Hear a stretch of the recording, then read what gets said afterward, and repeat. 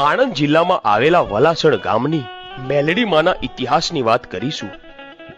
આણંદ જિલ્લાથી આશરે 7 કિલોમીટર અને અમદાવાદથી આશરે 80 કિલોમીટરના અંતરે આવેલા આ વલાસણ ગામની મેલડીમાં હાજરા હાજુર બેઠી છે અને દરેક ભક્તોની મનોકામના તે પૂર્ણ કરી રહી છે।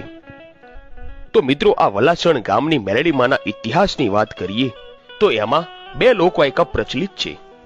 એમાંના એક ઇતિહાસ મુજબ આજથી આશરે 400 વર્ષ પહેલાની રજવાડાના સમયની આ વાત છે। એ વખતમાં વણઝારા સમાજના લોકો પોતાનો કબીલો લઈને એક જગ્યાએથી બીજી જગ્યાએ જઈ રહ્યા હતા।